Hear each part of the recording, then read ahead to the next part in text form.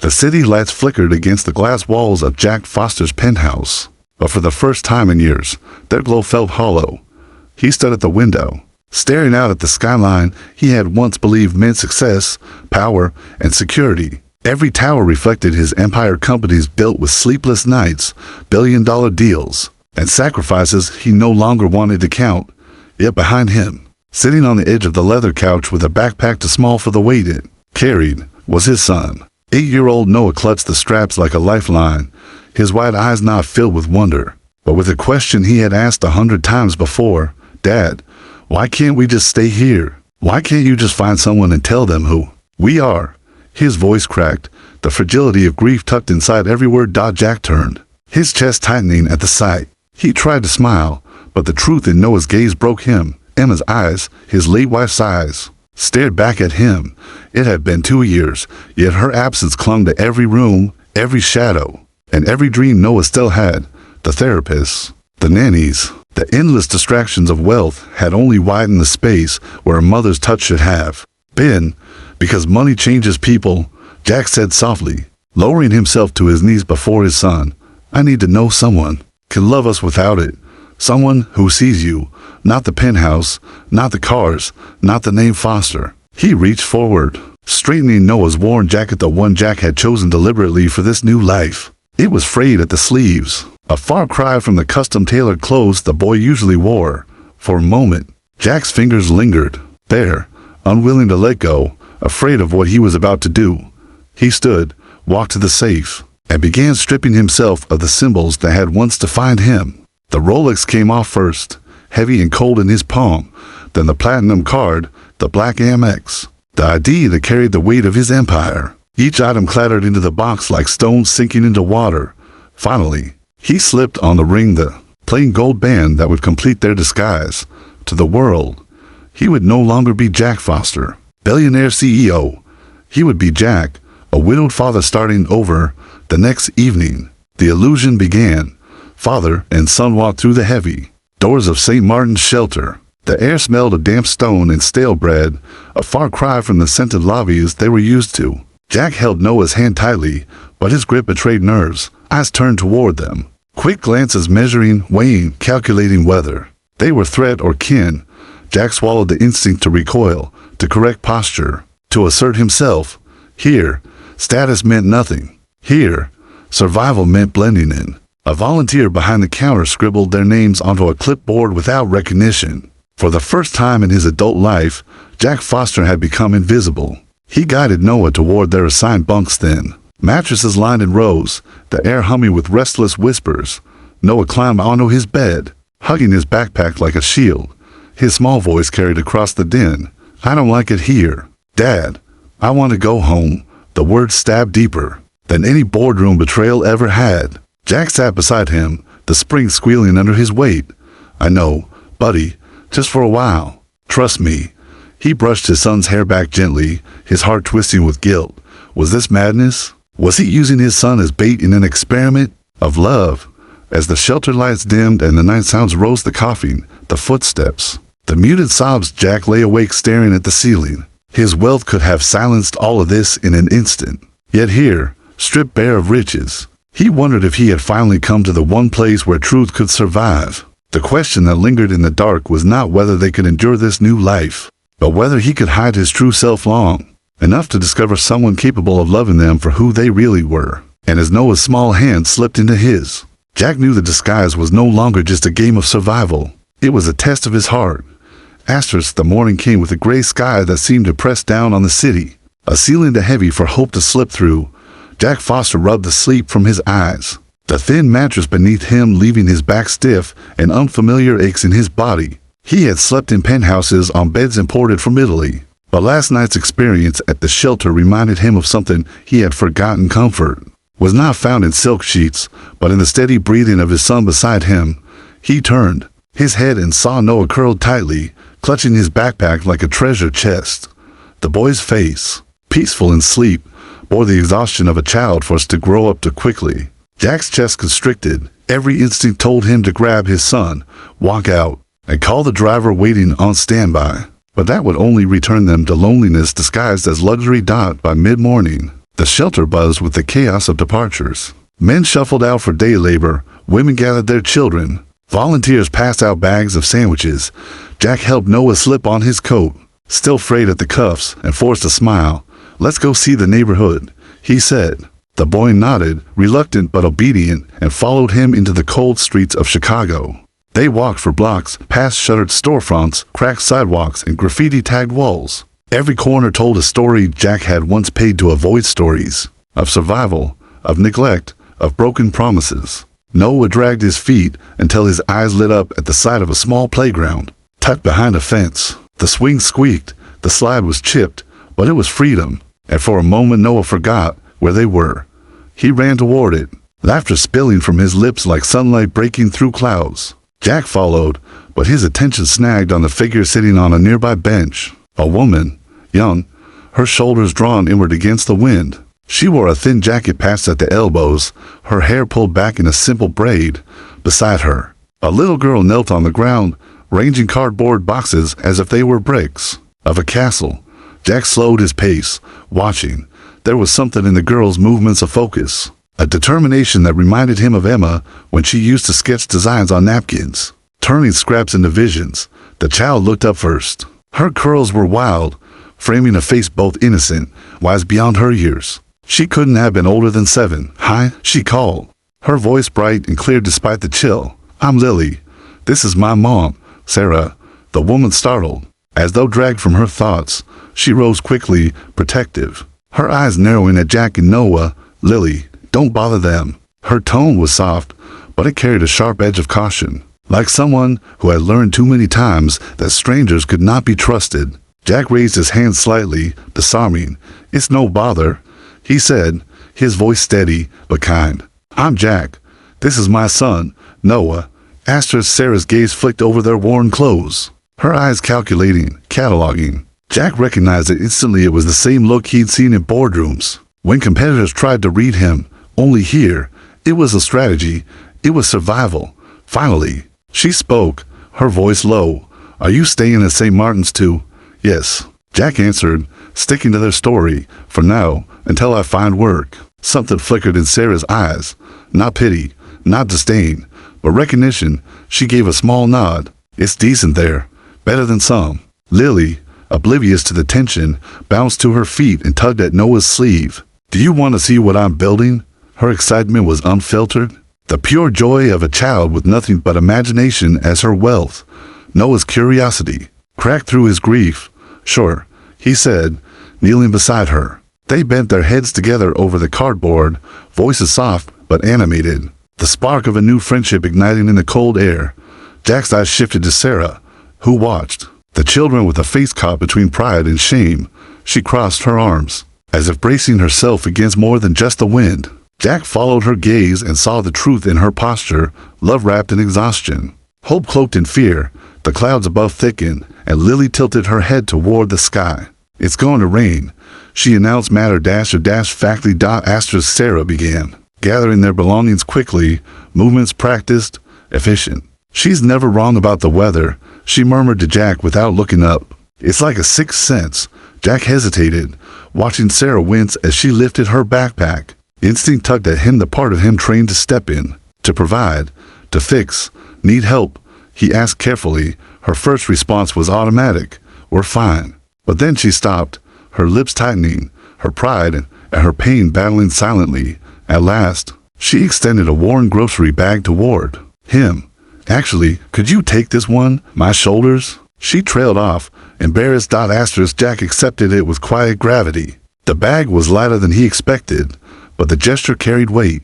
It was not just a practical need, it was trust. Fragile and cautious, he gripped the handle firmly, nodding once, as if to say he understood the cost of her request. As the first raindrops fell, Noah and Lily ran ahead, their laughter cutting through the gloom. Sarah's steps quickened, her eyes never leaving the children. Jack walked beside her, feeling the strange rhythm of two worlds colliding, his billionaire's heart trapped in a pauper's disguise, her weary strength masking a reservoir of dignity. And as thunder rolled faintly in the distance, Jack couldn't shake the thought, maybe, just maybe, the answers he sought were no longer hidden in boardrooms or therapists' offices. Maybe they were right here, running through puddles, building castles from cardboard, and daring him to believe again. Asterisk, the rain had not let up by the next morning, hammering the shelter's thin windows and turning the streets into rivers of gray. Jack Foster stood by the cracked glass pane, watching as umbrellas bobbed past in hurried steps. He pulled his threadbare jacket tighter, though it did little against the chill creeping into his bones.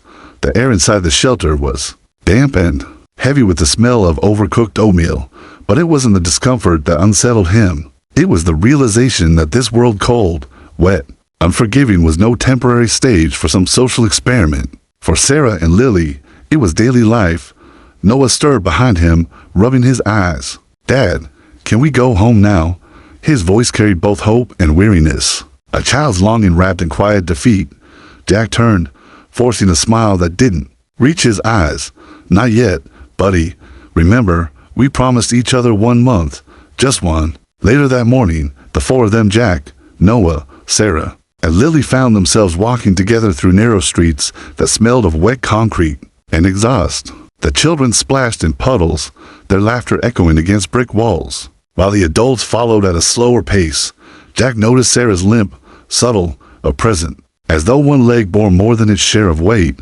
He pretended not to see, sensing her pride would not allow for pity. They passed a bakery, its warm light spilling onto the sidewalk, the smell of bread and sugar curled into the damp air. Catching the children's attention instantly, Lily pressed her nose against the glass, eyes wide at the rows of pastry she had likely only dreamed of tasting. Noah joined her, his breath fogging the window.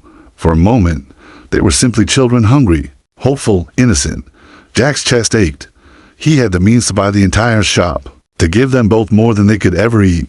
Yet here, he was bound by his disguise. He slipped a hand into his pocket and felt the crumpled bills he had taken as part of their cover. Enough for one loaf, no more. He stepped inside, the warmth wrapping around him, and returned minutes later with a small bag. He handed it to the children, who tore into the bread with wide grins, sharing bites between them without hesitation. Sarah's eyes softened at the sight, though she quickly masked it with her usual guarded expression. As they walked, Sarah finally spoke.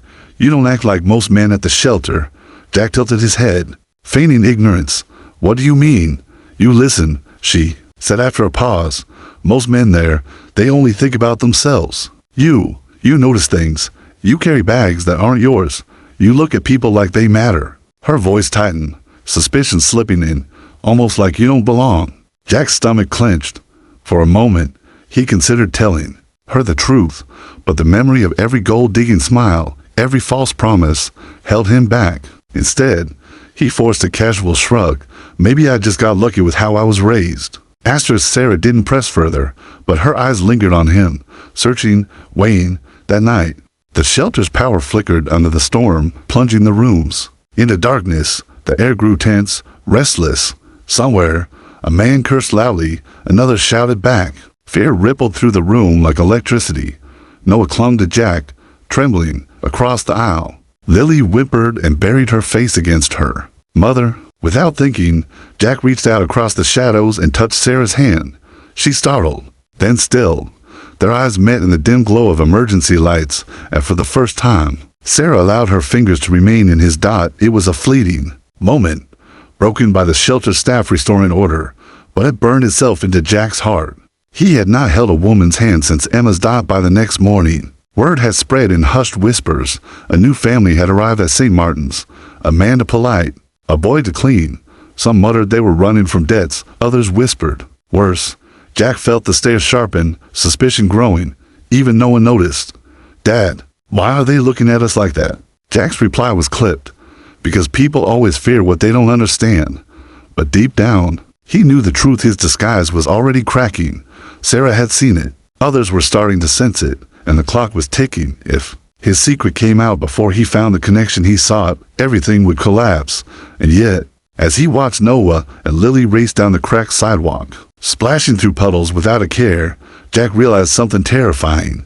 He wasn't just searching for a mother for his son anymore. He was beginning to want Sarah and Lily in his own life for himself. The danger wasn't in being discovered.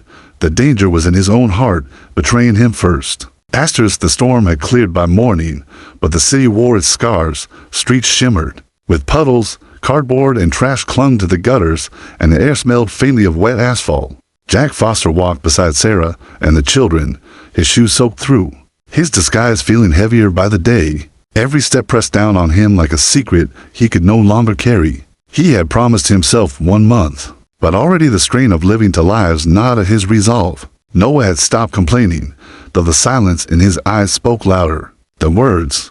He wanted to go home.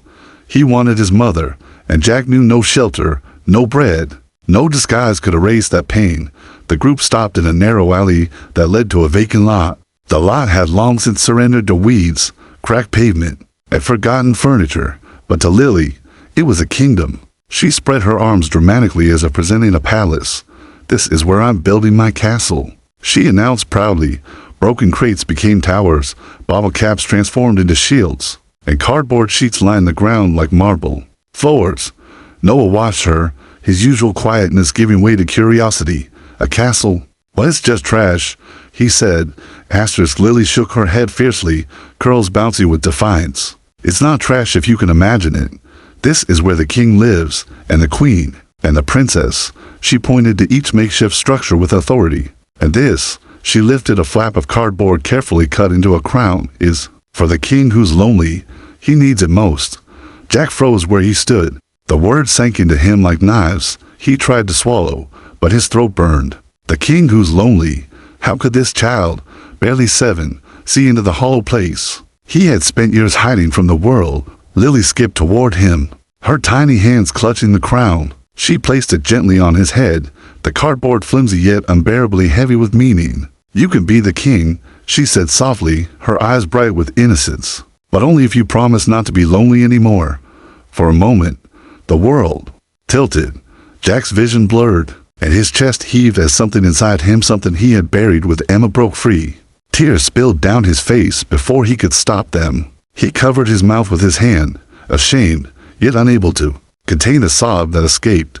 Noah's wide eyes darted up to him, frightened, but then softened with relief. He had not seen his father cry since his mother's funeral. Sarah stiffened at first, her instincts screaming to protect her daughter from the stranger unraveling before them. But then she saw a raw, unfiltered grief tearing through the armor of a man who had carried too much. Her own breath caught. She knew that look. It was the look of someone who had lost a piece of themselves they could never recover. For the first time, Sarah didn't see Jack as another man passing through the shelter. She saw him as a father, as broken as she was, trying to stitch something whole out of nothing. The children kept playing, oblivious to the weight of the moment. Noah picked up a stick, brandishing it like a knight's sword, while Lily cheered him on. Their laughter filled the lot, echoing against brick walls. And in that sound, Jack felt something shift. For the first time in years, hope etched into his sorrow, fragile and trembling but alive. But the spell broke quickly. A man emerged from the alley, his clothes torn, his eyes sharp with hunger. He had the small bag Sarah carried and stepped closer, his tone sharp. "Why'd you got there?" Sarah's hand instinctively tightened around Lily's shoulder, and Jack straightened, his body tense. The man sneered, reaching for the bag.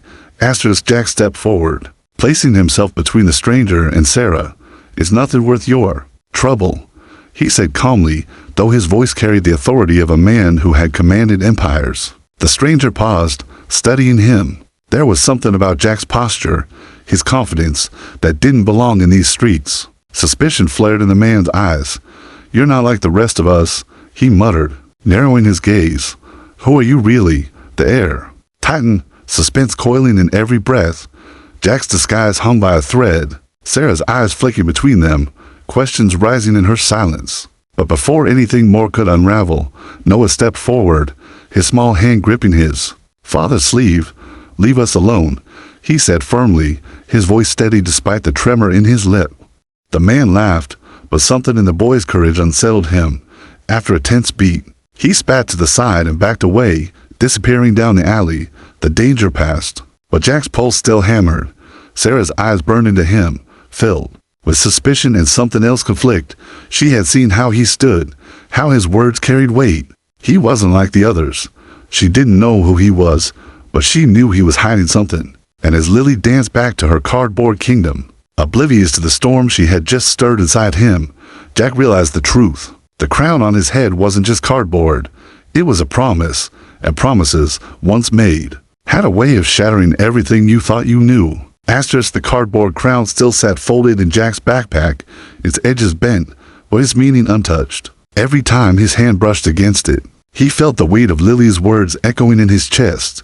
You can be the king, but only if you promise not to be lonely anymore. It was a child's gesture, innocent and small, yet it had pierced through his steel defenses in a way that boardroom wars, corporate betrayals, and even his own grief had never managed. And now, the fragile balance he had built in this disguise felt more unstable than ever. The days at the shelter blurred into a rhythm of waiting, watching, and surviving. Jack tried to blend in, but blending was not something he was born to do. His posture was too straight, his eyes too sharp, his words too measured. Sarah noticed everything. She said little, but her silence had grown heavier.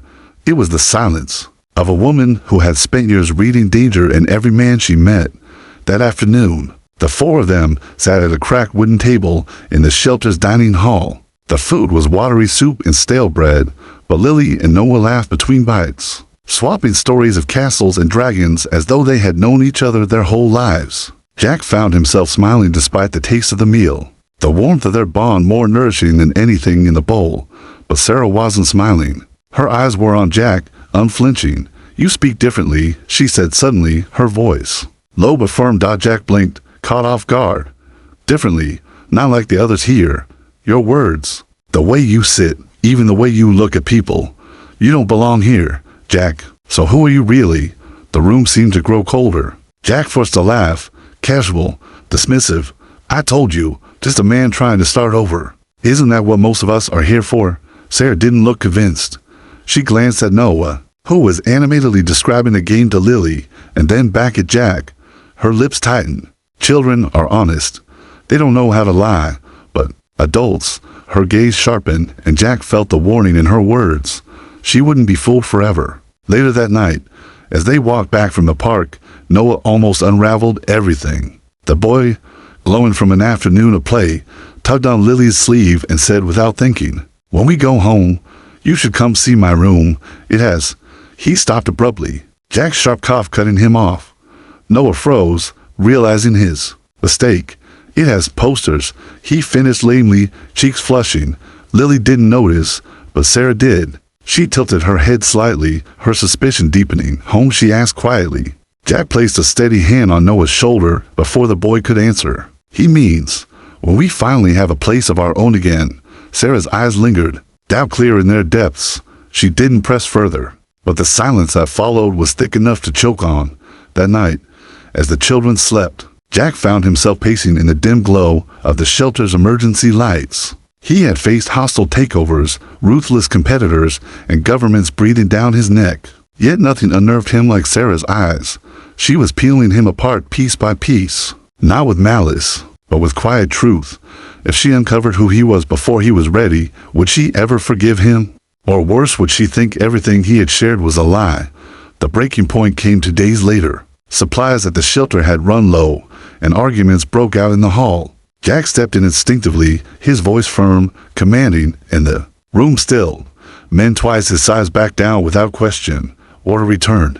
But when he turned, he saw Sarah watching him with something more than suspicion, now fear. "You don't talk like a man who's been beaten by life," she whispered later, when the children weren't listening. "You talk like someone who owns it." Jack's throat tightened. He wanted to tell her everything, to confess that he was Jack Foster, billionaire, widower, a man pretending to be poor not for deceit, but for desperation. Yet the words stuck. Every failed relationship, every woman who had once smiled sweetly only to sharpen her teeth at the scent of his wealth, held him back. So he lied again. "I just learned to survive, same as you." Sarah's eyes narrowed. "No, Jack, not the same as me." The tension crackled between them like static. Jack felt the ground shifting beneath him, his disguise crumbling inch by inch. Noah sensed it too. That night, as they lay on their bunks, Noah whispered, "Dad, maybe we should tell them. Maybe we don't need to pretend anymore." Jack closed his eyes, his hand tightening around the cardboard crown hidden in his bag. "Not yet," he whispered back. "If she only sees the money, we'll lose her forever." But deep down, Jack knew the truth. Time was running out. Sarah's doubt had turned into suspicion and suspicion into fear. The next misstep, the next slip of his son's tongue, could destroy everything. And yet, even as dread pulled in his stomach, Jack couldn't shake the terrifying realization that he no longer cared only about finding a mother for Noah. He cared about Sarah. He cared about Lily, and he feared that if the truth came out too soon, he would lose them both before he ever had the chance to hold on. Asterisk, the air inside St. Martin's was heavier than usual, as if the walls themselves could sense the unraveling of secrets. Jack Foster lay awake on the thin cot, staring at the ceiling as muffled snores and restless murmurs filled the room. His mind spun with Sarah's words from earlier in the day. You don't talk like a man who's been beaten by life. You talk like someone who owns it. She was too close, her suspicion pressing against him like a knife at his ribs. He had built empires on controlling perception, yet here, stripped of everything, one woman was dismantling his disguise with nothing more than her instinct stopped by morning. The tension broke into something more dangerous. Sarah was standing outside the shelter with Lily, preparing to walk into the bitter cold. Jack approached, offering to carry their load. It was instinct. His whole life had been about fixing problems, providing solutions, but Sarah recoiled, as though his touch was poison. We don't need your help, she said sharply, her voice cutting through the chill. Jack froze, his hand hovering over the bag. Sarah, I was just... Asterisk, no, she interrupted, eyes flashing. You pity. U.S. Don't pretend it's anything else. Her words carried years of scars. Men who had made promises. Men who had taken what they wanted and left her with nothing but the weight of survival. Lily looked up, confused, tugging at her mother's sleeve. Noah shifted uneasily, watching his father shrink under the sting of Sarah's rejection. For a moment, Jack considered breaking, telling her everything, that he wasn't pitying her, that he was desperate for something real, something untouched by the rot of wealth. But the fear of losing her before he had the chance to prove it sealed his lips. The day spiraled from there. The shelter was overcrowded, the food lines tense. Voices raised over scraps of bread. Noah clung to his father's hand, his small body trembling as the chaos thickened. By evening, the fragile calm shattered completely. It began in the dining hall. Noah sat beside Lily, his eyes wet, his voice low but loud enough to draw attention. I wish you were my mom, Sarah, he whispered, his words carrying the weight of a child's broken heart. The room stilled. Conversations halted. Dozens of eyes turned toward them. Sarah froze, the spoon in her hand trembling, her lips parted, but no words came out. Jack's heart clenched, the sound of his son's plea tearing open every wound he had tried to bury. Noah's cheeks burned red as he continued, his voice breaking. You make me feel safe. You remind me of her. I just want a mom again. Asterisk, the silence that followed was suffocating. Some of the shelter residents softened, their eyes filled with pity, while others muttered under their breath, suspicion sharpening. Sarah's face was a storm. Pain, tenderness, and fear colliding in ways she couldn't control. Then Lily, small and fearless, slipped her hand into Noah's. She looked up at her mother with wide, innocent eyes and said, We can share, can't we, Mom? If it makes him happy, we can share. Gasps rippled through the room. Jack felt his breath hitch, his chest tightening until it hurt to breathe. Sarah pulled Lily close, her arms wrapping around her daughter protectively, but her gaze flicked to Jack, piercing, demanding, burning with unspoken questions. Who are you? She asked later, when the children had been ushered to their bunks and the room quieted. Her voice was low. Dangerous. What are you doing here? Because no ordinary man lives the way you do, speaks the way you do, carries himself like you do, and no ordinary man has a child who slips like yours just did.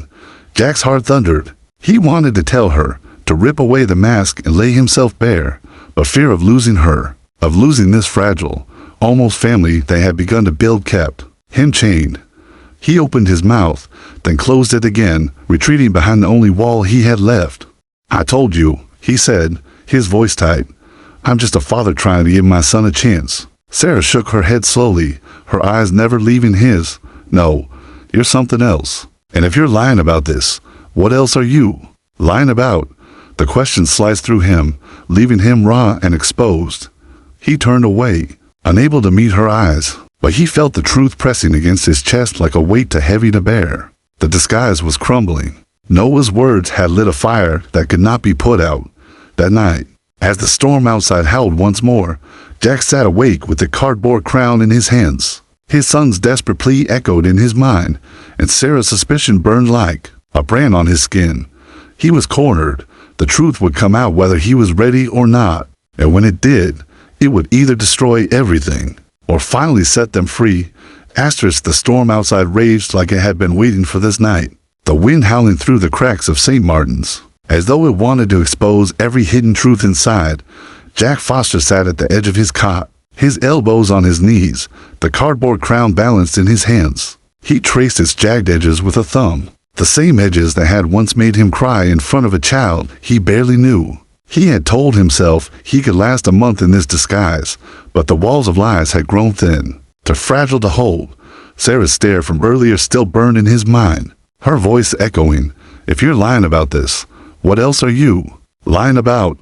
Noah stirred on the cot beside him, restless in sleep, murmuring his mother's name. Jack closed his eyes. He could almost hear Emma whispering, telling him to stop running from the truth, telling him he couldn't heal his son with shadows. By morning, he knew what he had to do. The day dawned cold and brittle. Sarah avoided him, speaking only when Lily tugged her into conversation, but her eyes never stopped watching. Suspicion, fear, and something else an unspoken hope of. Through her gaze, Jack carried the tension with him all morning, each step heavier, each word harder to say. By noon, he couldn't bear it any longer. "Sarah," he said quietly, when the children were chasing each other in the yard. His voice was calm, but edged with urgency. "I need to talk to you, not here."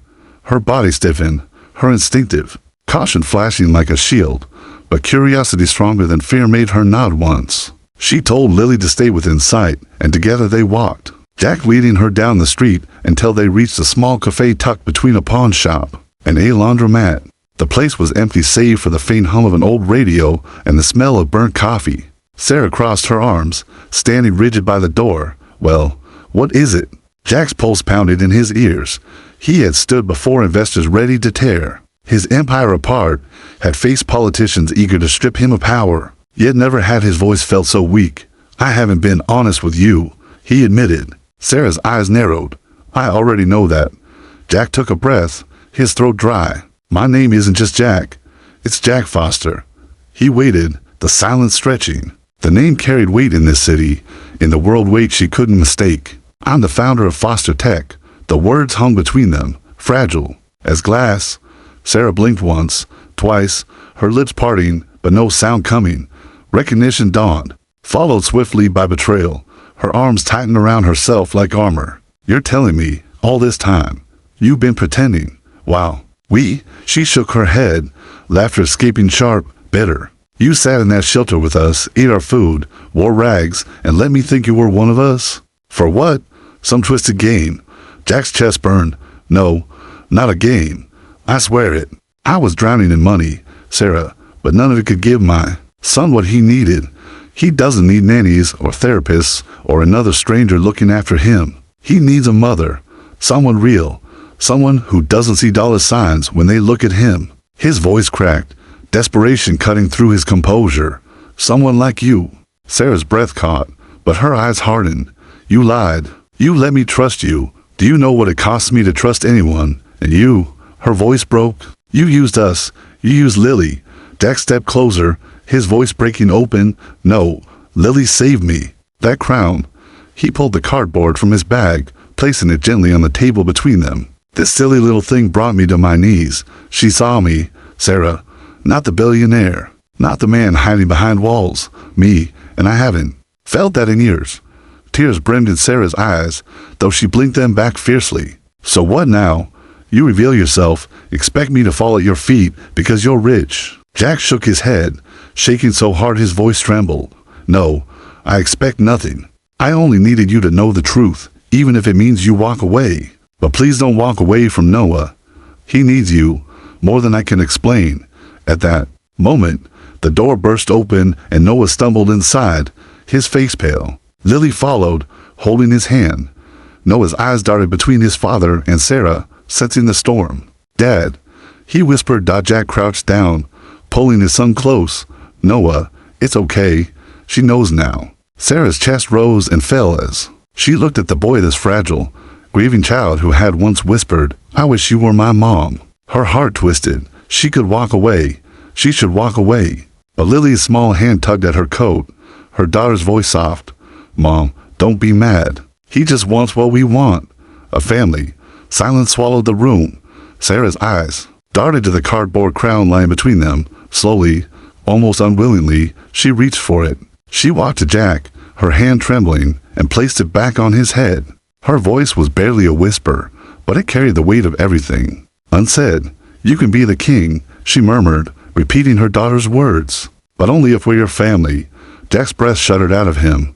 He pulled Noah close, and Lily squeezed in beside them for the first time since Emma's death. Jack felt whole not because of money, not because of power, but because of love, raw and unpolished, standing before him in a tired coat and a cardboard crown outside. The storm finally broke, the sun pushing through the clouds, and for Jack Foster, billionaire who had once believed he had everything, it was the first real morning of his life.